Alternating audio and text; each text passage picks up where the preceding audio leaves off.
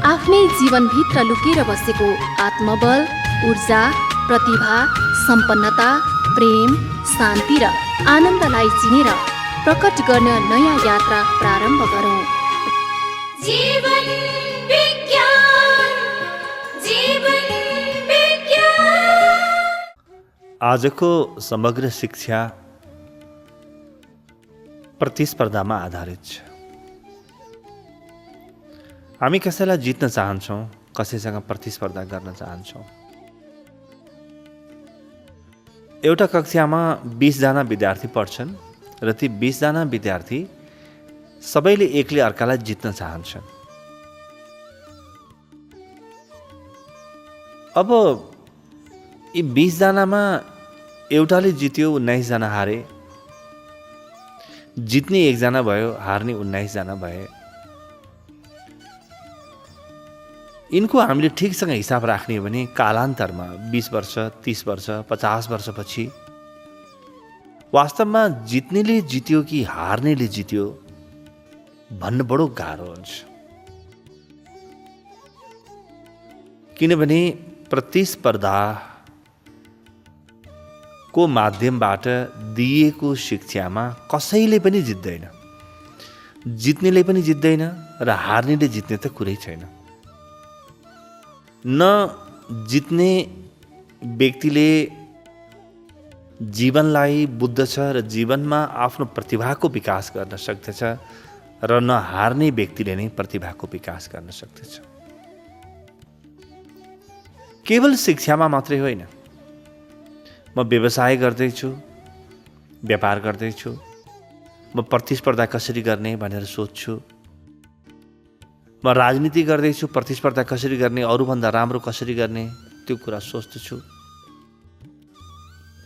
अरूलाई कसरी हराउने त्यो कुरा सोच्दछु। कर्मचारीहरूले त्यही कुरा सोच्छन्। त पुरै मनुष्य जाति एकअर्कालाई हराउनमा तल्लिन्छ। यो धेरै ठुलो मनोरोग हो। प्रतिस्पर्धा त्यतिखेर गरिन्छ जब वस्तुहरू र आफूलाई चाहिएका सामग्रीहरू बडो सीमित हुन्छन्। एउटा मात्रै पद छ, त्यसका लागि प्रतिस्पर्धा हुन सक्छ।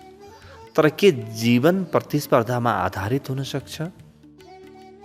प्रतिस्पर्धामा आधारित, कम्पिटिसनमा आधारित सोच भयो भने जहिलेसुकै मेरो ध्यान अरूतिर जान्छ। अर्कोले के गरेको छ, अर्काको जीवनशैली कस्तो छ, उसको नीति कस्तो छ, रणनीति कस्तो छ, त्यतातिर हेर्छु र यसले कालान्तरमा मतिर फर्किने चेतनालाई पुरै बन्द गरिदिन्छ। प्रतिस्पर्धामा व्यक्ति परमुखी हुन्छ, अदर ओरिएन्टेड हुन्छ। प्रतिस्पर्धामा व्यक्ति आत्ममुखी अथवा सेल्फ ओरिएन्टेड हुनै सक्दैन। प्रतिस्पर्धामा जाने व्यक्तिले कहिले पनि आफ्नो प्रतिभाको विकास गर्न सक्दैन। त्यसकारणले गर्ने के त?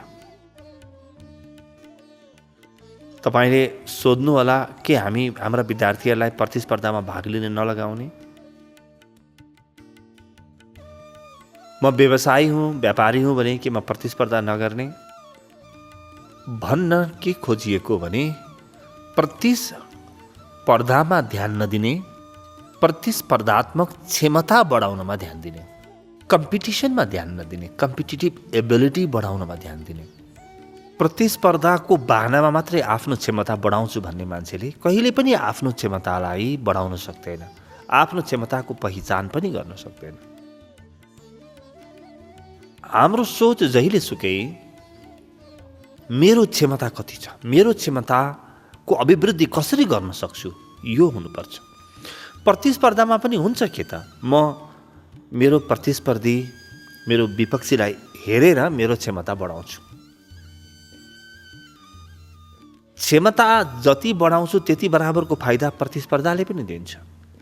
तर बिस्तारै म उसैको कुरा सिक्न थाल्छु, प्रतिस्पर्धी जस्तै बन्न थाल्छु। मेरो आफ्नो चेतना मर्छ, मेरो आफ्नो निजता, इन्डिभिजुअलिटी मर्छ। म मर्छु, मेरो आत्मा मर्छ र अरूको आत्मा ममा प्रवेश गर्छ, अरूको सोच ममा प्रवेश गर्छ। त्यसकारणले प्रतिस्पर्धा हत्यारा हो। प्रतिस्पर्धाले मनुष्य समुदायलाई कहीँ पनि पुर्याउँदैन। एक त कुनै बाहिरको ग्रहको मान्छेले अथवा कुनै प्राणीले सुन्यो कि पृथ्वीमा रहेका मनुष्यहरू एकअर्कासँगै प्रतिस्पर्धा गर्दा रहेछन्। कोसँग प्रतिस्पर्धा गर्ने त भन्दा एकअर्कासँग प्रतिस्पर्धा गर्दा रहेछन्। उसलाई पनि आश्चर्य लाग्ला कि एकअर्कासँग प्रतिस्पर्धा गर्ने, एकअर्कासँग त सहकार्य गर्नुपर्ने हो। प्रतिस्पर्धा गर्नमै आफ्नो जीवन अहिलेसम्म मनुष्यले खेर फाल्छन् त। अहिलेसम्मको शिक्षाले, अहिलेसम्मको अनुभवले त हामीलाई त्यही नै सिकाएको छ, होइन? प्रतिस्पर्धामा हुने जुन गुण छ त्यो गुण हो आफ्नो क्षमता अभिवृद्धिको। तर अब फरक प्रकारले सोच्ने, आफ्नो सृजनशीलता कसरी बढाउन सक्छु, कहीँ प्रतिस्पर्धाको सोचै नराख्नु। मभित्र भएको क्षमतालाई कसरी जगाउन सक्छु। त दुई प्रकारका मान्छे हुन्छन्। एउटा प्रतिस्पर्धाको विषयमा सोचेर काम गर्ने, अर्को प्रतिस्पर्धा होइन, सृजनशीलतालाई ध्यानमा राखेर काम गर्ने। मभित्र के क्षमता छ त्यो क्षमतालाई म पुरै उजागर गर्छु। पहिलो प्रकारको व्यक्तिको प्रगतिको सिमाना हुन्छ। प्रतिस्पर्धी स्वभावको व्यक्ति केही समय बढ्छ, त्यसपछि रोकिन्छ। रजोगुणी हुन्छ, बिस्तारै असाध्यै दुःख पाउँछ। अरूलाई जितेर आएको आनन्द कहिले पनि टिकाउ हुँदैन, टिक्ने हुँदैन। आनन्द त मात्र आफ्नो सृजनशीलताबाट जन्मिनुपर्छ। यो आनन्द दिगो हुन्छ। जब मैले मभित्रका क्षमताहरूलाई ध्यानमा राखेर काम गर्न थाल्छु, त्यतिखेर पनि म अरूलाई त हेर्छु, तर त्यो व्यक्तिभित्र त्यो क्षमता कसरी बढ्यो त्यो दृष्टिले मात्रै म अरूलाई हेर्छु। उसले आफ्नो क्षमतालाई कसरी बढाइरहेको छ त्यो दृष्टिले मात्रै हेर्छु। यसले गर्दाखेरि मभित्रको क्षमता पुरै प्रकट हुन थाल्छ।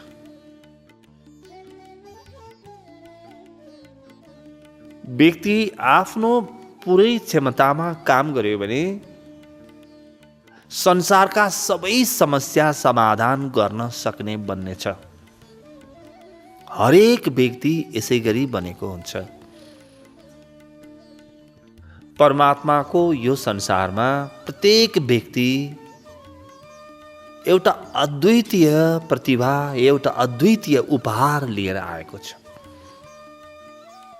प्रत्येक व्यक्तिभित्र त्यो अद्वितीय गुण छ, त्यो विपुलतम क्षमता छ। र जब तपाईँ आफ्नो क्षमता जगाउन थाल्नुहुन्छ, तपाईँबाट संसारको हित हुन्छ र त्यो हितको प्रतिफल स्वरूप संसारले तपाईँलाई धन दिनेछ, पद दिनेछ, सम्मान आफै दिनेछ। तपाईँले हित गर्नुभयो भने संसारले पनि तपाईँको हित गर्नेछ। यसरी संसारको हित हुनेछ र तपाईँको पनि हित हुनेछ। पहिलो प्रकारको व्यक्ति त बन्ने नै होइन। प्रतिस्पर्धाका जति पनि सोच आउँछन्, वैमनस्यका जति पनि विचारहरू आउँछन्, पर केन्द्रित जति पनि भावहरू जन्मिन्छन्, यी भावलाई उपेक्षा गर्नुहोस् र निरन्तर त्यो सृजनशीलताको, त्यो क्रिएटिभिटीको क्षेत्र पत्ता लगाउनुहोस्, जहाँ तपाईँ सृजनशील हुन सक्नुहुन्छ, जहाँ तपाईँ आफ्ना क्षमतालाई चिनेर आफ्ना क्षमताहरूलाई जगाउन सक्नुहुन्छ। यहाँनिर हामी सबैले के बुझ्नुपर्छ भने यो संसारमा कोही एउटा व्यक्तिले गर्न सकेको काम म पनि गर्न सक्छु। कुनै पनि मनुष्यले गर्न सकेको काम म पनि गर्न सक्छु। मनुष्यले आफूलाई तन्कायो भने, आफूमाथि मेहनत गर्यो भने गर्न नसक्ने र बन्न नसक्ने, हुन नसक्ने केही पनि छैन। त्यसकारणले मैले कुन विषयमा प्रगति गर्ने हो, कुन विषयमा काम गर्ने, कुन विषयमा आफ्नो सृजनशीलता बढाउने त्यो विषय बडो रोज्नुपर्छ। प्रतिस्पर्धाको भाव भएको व्यक्तिका लागि रोज्ने फुर्सदै हुँदैन। अर्कोले कोदालोले काम गरेको छ भने उसले कोदालो नै रोज्छ, मसिनले काम गरेको छ भने मसिनले रोज्छ।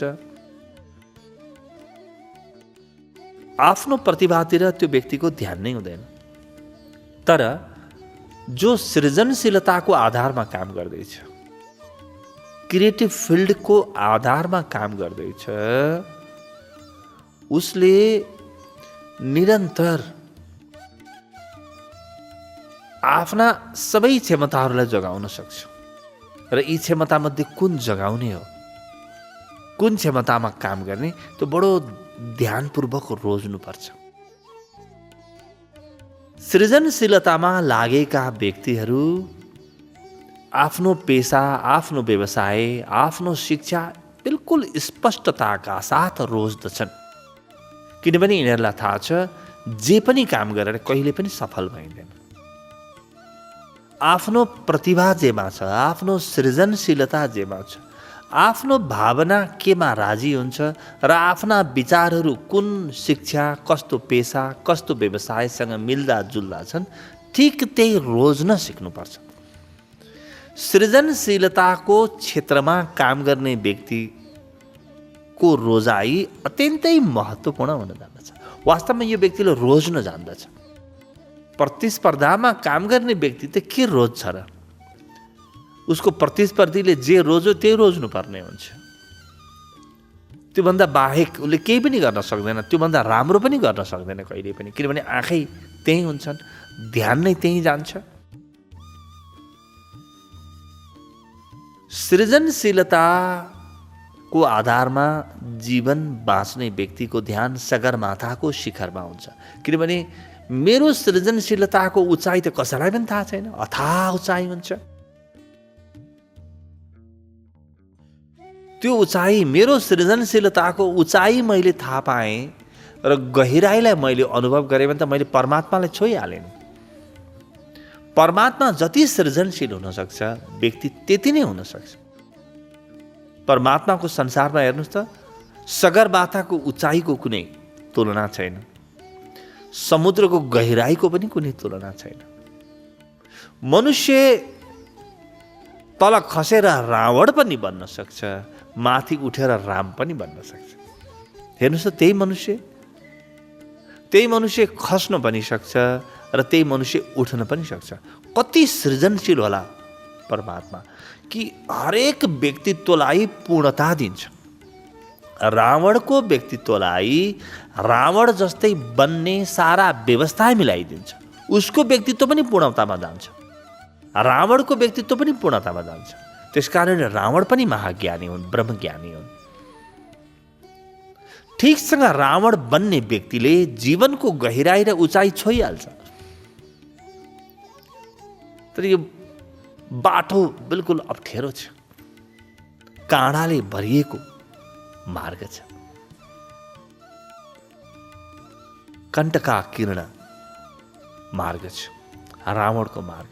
रामको मार्ग बडो सजिलो छ, आनन्दले भरिएको मार्ग छ, प्रेमको मार्ग छ, सहयोगको, सहकार्यको मार्ग छ, सृजनशीलताको मार्ग छ। राम पनि परमात्माको उचाइमा पुग्छन्, रावण पनि पुग्छन्। तर जो सृजनशीलताको आधारमा काम गर्छन्, तिनीहरू आफ्ना गुणहरूको उचाइमा पुग्दछन्। हरेक गुणको उचाइमा नगइकन सृजनशीलता जन्मिँदैन। तपाईको हृदयमा प्रेम छैन, वैमनस्य छ भने तपाईँ कति दिन सृजनशील हुन सक्नुहुन्छ? तपाईँ कति दिन आफ्नो प्रतिभा जन्माउनुहुन्छ?